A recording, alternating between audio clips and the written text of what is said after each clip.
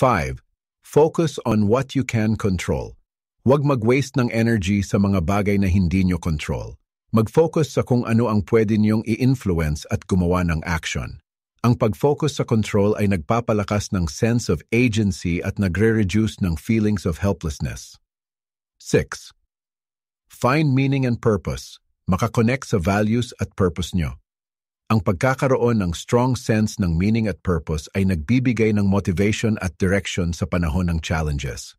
Pag alam nyo kung bakit nyo ginagawa ang ginagawa nyo, mas malamang na mag-persevere kayo. 7. Practice gratitude. Mag-focus sa mga bagay na grateful kayo. Ang pag-practice ng gratitude ay nagpapalakas ng positive emotions at nagre-reduce ng negative emotions. Mag-keep ng gratitude journal o maglaan ng ilang minuto araw-araw para mag-reflect sa mga bagay na grateful kayo. Ang pagbuo ng resilience ay hindi tungkol sa pag-avoid ng challenges. Ito ay tungkol sa pag-develop ng inner strength para harapin ang mga ito at mag-grow mula sa kanila. Sa The Future You Formula, in-emphasize ko na ang buhay ay puno ng uncertainties at challenges. Pero kung mayroon tayong malakas na resilience, kaya nating man-navigate ang mga ito ng may confidence at grace. Tandaan, ang resilience ay isang journey, hindi isang destination. Patuloy kayong mag-learn at mag-evolve. Talakayin natin ang isa pang mahalagang parte ng The Future You Formula, ang pagbuo ng malakas na foundation ng self-care at well-being. Ito ay crucial para mag-maintain ng sustainable success at overall happiness sa buhay. Ang self-care, sa madaling salita, ay ang pag-prioritize ng inyong physical, mental, at emotional health. Hindi ito tungkol sa pagiging selfish o pag-indulge sa mga bagay na walang kwenta. Ito ay tungkol sa pag-invest sa inyong sarili para maging mas malakas, mas resilient, at mas capable na harapin ang mga challenges sa buhay. Sa The Future You Formula, in-emphasize ko na ang self-care ay hindi optional. Ito ay isang essential part ng pagbuo ng isang fulfilling at meaningful life. Heto ang ilang practical strategies para ma-integrate ang self-care sa inyong daily routine. 1. Prioritize sleep. Siguraduhin na nakakakuha kayo ng sapat na tulog. Ang sleep ay crucial para sa physical at mental restoration. Aim for 7 to 9 hours of quality sleep each night. Gumawa ng relaxing bedtime routine at i-create ang conducive sleeping environment. 2. Nourish your body. Kumain ng healthy at balanced diet. Limitahan ang processed foods at sugar. Uminom ng maraming tubig. Ang healthy eating ay nagbibigay ng energy at nagpapalakas ng immune system. 3. Move your body. Mag-exercise regularly. Hanapin ang activities na enjoy nyo. Ang exercise ay nagre-reduce ng stress, nagpapalakas ng mood, at nagpapabuti ng overall health. Kahit 30 minutes lang ng moderate exercise araw-araw ay malaking tulong. 4.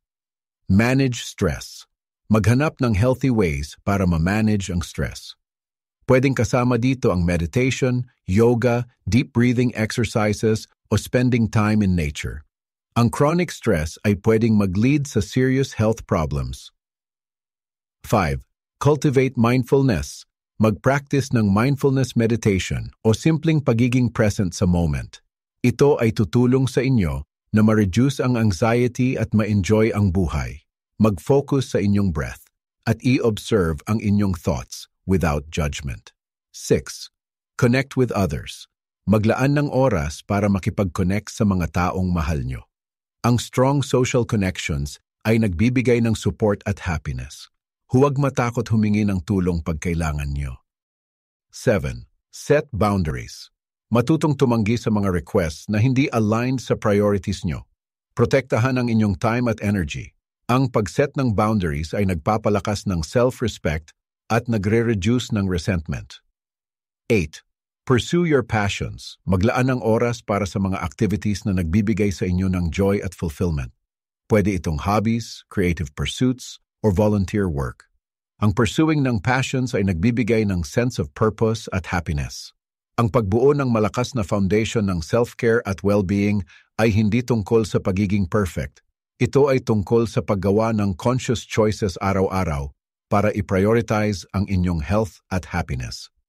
Sa The Future You Formula, in-emphasize ko na ang self-care ay isang lifelong journey. Patuloy kayong mag-explore at mag-adjust as needed. Tandaan, ikaw ang pinakamahalagang asset nyo. Invest in yourself. Pag-usapan natin ang huli pero napaka-importanting topic mula sa The Future You Formula.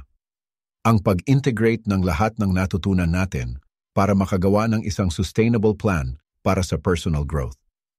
Ito ay tungkol sa pag-transform ng mga insights at strategies na pinag-usapan natin into concrete actions na magdadala sa atin sa ating mga goals. Ang personal growth ay hindi isang one-time event. Ito ay isang continuous journey ng self-discovery, learning, at evolution. Para maging successful tayo sa journey na ito, kailangan natin ng isang well-defined plan na nag-guide sa atin. Sa The Future You Formula, in-emphasize ko na ang sustainable plan para sa personal growth ay hindi rigid or inflexible.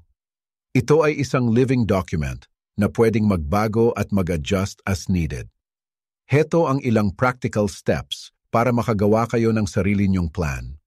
1. Define your vision. Ano ang gusto niyong maging sa future? Ano ang gusto niyong ma-achieve sa buhay? I-visualize ang inyong ideal self at iset ang clear goals. Maging specific, measurable, achievable, relevant, at time-bound, smart sa inyong goals. 2. Identify your values. Ano ang mga bagay na pinakamahalaga sa inyo? Ano ang mga principles na nag-guide sa inyong mga decisions? I-align ang inyong goals at actions sa inyong values. Ang pagiging aligned sa values nyo ay nagbibigay ng meaning at purpose sa inyong journey. 3. Break down your goals. Huwag matakot sa malalaking goals. I-break down ang mga ito into smaller, manageable steps. Gumawa ng timeline at iset ang milestones. Ang small wins ay nagbibigay ng momentum at motivation. 4. Develop micro-habits. I-integrate ang mga micro-habits sa inyong daily routine. Ito ay mga tiny actions na nagdadala sa inyo sa inyong goals. Magsimula sa maliit at mag-build ng consistency. 5. Cultivate a growth mindset. Maniwala na kaya niyong mag-learn at mag-grow. Tingnan ang challenges bilang opportunities for growth. Huwag matakot sa failures. Tingnan ang mga ito bilang learning experiences. 6. Build a support system. Palibutan ang sarili niyo ng mga tao na nagsusupport at nag-e-encourage sa inyo. Maghanap ng accountability partners. Ang support system ay nagbibigay ng emotional support at practical assistance. 7. Practice self-care. Prioritize ang inyong physical, mental at emotional health. Gumawa ng healthy routines at mag-manage ng stress. Ang self-care ay essential para sa sustainable growth. 8. Regularly reflect and adjust. Maglaan ng oras para mag-reflect sa inyong progress. I-adjust ang inyong plan as needed. Ang personal growth ay isang continuous process ng learning at adaptation. Ang pag-integrate ng lahat ng natutunan natin ay hindi tungkol sa paggawa ng perfect plan. Ito ay tungkol sa paggawa ng isang plan na gumagana para sa inyo at pagiging willing na mag-evolve at mag-adjust sa daan. Sa The Future You Formula, in-emphasize ko na ang personal growth ay isang journey, hindi isang destination. I-embrace ang journey na ito at i-create ang buhay na gusto nyo. Maraming salamat sa inyong lahat sa pakikinig. Sana ay nakatulong ang mga insights na ibinahagi ko sa inyo. Huwag kayong matakot na mag-explore, mag-experiment, at mag-evolve. Tandaan, ikaw ang author ng iyong sariling story. I-embrace ang iyong potential at i-create ang future na gusto mo. Grabe, maraming salamat sa pagsama niyo sa akin ngayon. Ang dedication niyo sa personal growth ay nakaka-inspire talaga. Sobrang grateful ako sa oras at atensyon niyo. Kung nag-enjoy kayo sa episode na ito, please, sandali lang, mag-subscribe kayo sa Melvin C.C. Valenzuela Podcast.